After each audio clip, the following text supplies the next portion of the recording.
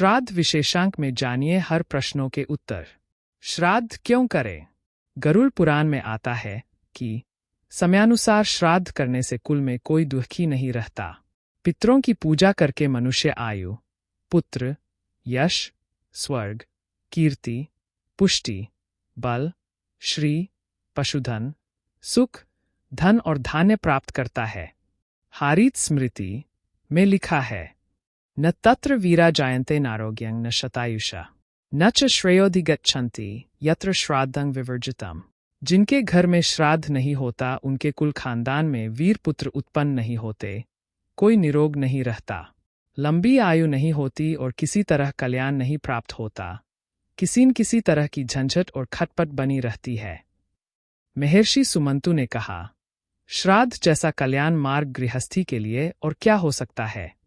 आत्म बुद्धिमान मनुष्य को प्रयत्नपूर्वक श्राद्ध करना चाहिए। जो जाने अनजाने रह गए हों, जिनके मरण की तिथि का पता न हो, उन सभी का श्राद्ध सर्वपितरी अमावस्या को होता है।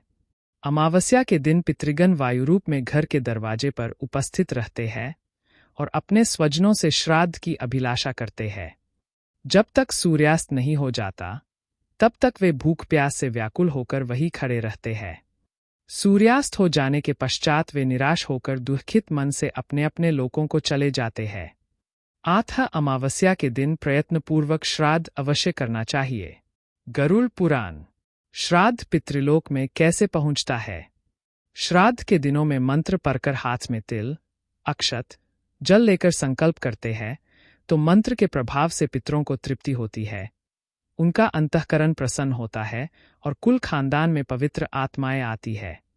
यहाँ हमने अपने पिता के पिता का और उनके कुल गोत्र का नाम लेकर ब्राह्मण को खीर खिलाई, विधिवत भोजन कराया और वह ब्राह्मण भी दुराचारी, व्यसनी नहीं, सदाचारी है। बाबा जी, हम श्राद्ध तो यहाँ करें तो पितृलोक में वह कैसे पहुँचेगा? जैसे मनी ऑर्डर करते हैं और सही पता लिखा होता है तो मनी ऑर्डर पहुँचता है, ऐसे ही जिसका श्राद्ध करते हो उसका और उसके कुल गोत्र का नाम लेकर तर्पण करते हो कि आज हम इनके निमित्त श्राद्ध करते हैं, तो उन तक पहुँचता है। देवताओं व पितरों के पास यह शक्ति होती है कि दूर होते हुए भी हमारे भाव और संकल्प स्वीकार करके वे तृप्त हो जाते हैं। मंत्र और सूर्य की किरणों के द्वारा तथा ईश्वर की नियति के अनुसार वह आंशिक सूक्ष्म भाग उनको पहुँचता है।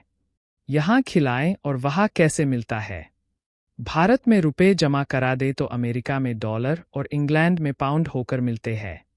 जब यह मानवीय सरकार, वेतन लेने वाले ये कर्मचारी तुम्हारी मुद्रा, करेंसी बदल सकते हैं, तो ईश्वर की प्रसन्नता के लिए जो प्रकृति काम करती है, वह ऐसी व्यवस्था कर दे तो इसमें ईश्वर व प्रकृति के लिए क्या बड़ी बात है।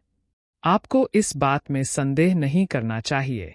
नकारात्मक ऊर्जा मिटाने के लिए घर में हर अमावस्या अथवा हर 15 दिन में पानी में खड़ा नमक, 1 लीटर पानी में 50 ग्राम खड़ा नमक डालकर पोछा लगाएं।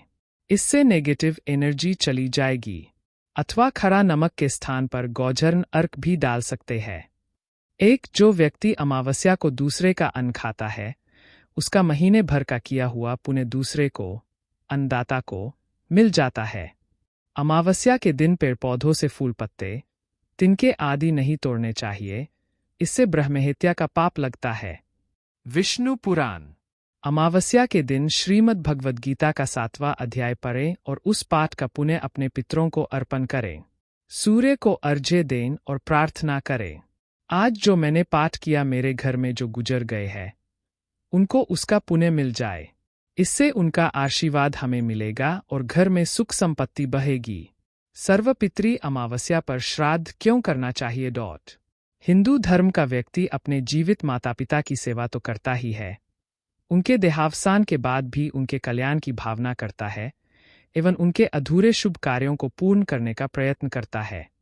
श्राद्ध विधि इसी भावना पर आधारित है। पुराणों में आता है कि आश्विन, गुजरात महाराष्ट्र के मुताबिक भाद्रपद, कृष्ण पक्ष की अमावस, पितृमोक्ष अमावस के दिन सूर्य एवं चंद्र की युति होती है।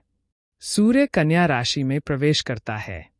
इस दिन हमारे पितर यमलोक से अपना निवास छोड़कर सूक्ष्म रूप से मृत्युलोक, पृथ्वीलोक में अपने वंशजों के निवास स्थान में रहते हैं। उस दिन उनके लिए विभिन्न श्राद्ध करने से वे तृप्त होते हैं। गरुड़ पुराण में लिखा है कि अमावस्या के दिन पितृगण वायुरूप में घर के दरवाजे पर उपस्थित रहते हैं और अपने स्वजनों से श्राद्ध की अभिलाषा करते हैं। जब तक सूर्यास्त नहीं हो जाता तब तक वे भूख प्यास से व्याकुल होकर वहीं खड़े रहते हैं। सूर्यास्त हो जाने के पश्चात वे निराश होकर दुखित मन से अपने अपने लोकों को चले जाते हैं। अमावस्या के दिन प्रयत्नपूर्वक श्राद्ध अवश्य करना चाहिए। यदि पितृजनों के पुत्र तथा बंधु बांधव उनका श्राद्ध करते हैं और गयातीर्थ में जाकर इस कार्य में प्रवृत्त होते हैं तो वे उन्हीं पितरों के साथ ब्रह्मलोक में निवास करने का अधिकार प्राप्त करते हैं। उन्हें भूख प्यास कभी नहीं लगती। इसीलिए विद्वान को प्रयत्नपूर्वक यथाविधि शाकपात से भी अपने पितरों के लिए श्राद्ध अवश्य करना चाहिए। राजा रोहिताश्व ने मार्कंडेय से प्रार्थना की, भगवन, मैं श्राद्धकल्प का यथार्थ रूप से श्रवण करना चाहता हूँ। मार्कंडेय ने कहा, राजन, इसी विषय में आनर्तनरेश ने भर्तृयज्ञ से पूछा था। तब भर्तृयज्ञ ने कहा था, राजन, विद्वान पुरुष को अमावस्या के दिन श्राद्ध अवश्य करना चाहिए। क्षुधा से क्षीण हुए पितर श्राद्धान की आशा से अमावस्या तिथि आने की प्रतीक्षा करते रहते हैं। जो अमावस्या को जल या शाक से भी श्राद्ध करता है उसके पितर तृप्त होते हैं और उसके समस्त पातकों का नाश हो जाता है। आनर्तनरेश बोले, ब्राह्मण, मरे हुए जीव तो अपने कर्मानुसार शुभाशुभ गति को प्राप्त होते हैं, फिर श्राद्ध काल में वे अपने पुत्र के घर कैसे पहुंच पाते हैं? भर्तृयज्ञ, राजन, जो लोग यहाँ मरते हैं उनमें से कितने ही इस लोक में जन्म लेते हैं, कितने ही पुण्यात्मा स्वर्गलोक में स्थित होते हैं और कितने ही पापात्मा जीव यमलोक के निवासी हो जाते हैं। कुछ जीव भोगानुकूल शरीर धारण करके अपने किए हुए शुभ या अशुभ कर्म का उपभोग करते हैं। राजन, यमलोक या स्वर्गलोक में रहने वाले पितरों को भी तब तक भूख प्यास अधिक होती है जब तक कि वे माता या पिता से 3 पीढ़ी के अंतर्गत रहते हैं। जब तक वे मातामह, प्रमातामह या वृद्ध प्रमातामह और पितामह या प्रपितामह पद पर रहते हैं तब तक श्राद्ध भाग लेने के लिए उनमें भूख प्यास की अधिकता होती है। पितृलोक या देवलोक के पितर श्राद्ध काल में सूक्ष्म शरीर से श्राद्धीय ब्राह्मणों के शरीर में स्थित होकर श्राद्ध भाग से तृप्त होते हैं, परंतु जो पितर कहीं शुभाशुभ भोग हेतु स्थित है या जन्म ले चुके हैं उनका भाग दिव्य पितर लेते हैं और जीव जहाँ जिस शरीर में होता है वहाँ तदनुकूल भोगों की प्राप्ति कराकर उसे तृप्ति पहुँचाते हैं। ये दिव्य पितर नित्य और सर्वज्ञ होते हैं। पितरों के उद्देश्य से शक्ति के अनुसार सदा ही अन्न और जल का दान करते रहना चाहिए। जो नीच मानव पितरों के लिए अन्न और जल न देकर आप ही भोजन करता है या जल पीता है वह पितरों का द्रोही है। उसके पितर स्वर्ग में अन्न और जल नहीं पाते हैं। श्राद्ध द्वारा तृप्त किए हुए पितर मनुष्य को मनोवांछित भोग प्रदान करते हैं। आनर्तनरेश, ब्राह्मण, श्राद्ध के लिए और भी तो नाना प्रकार के पवित्रतम काल है, फिर अमावस्या को ही विशेष रूप से श्राद्ध करने की बात क्यों कही गई है?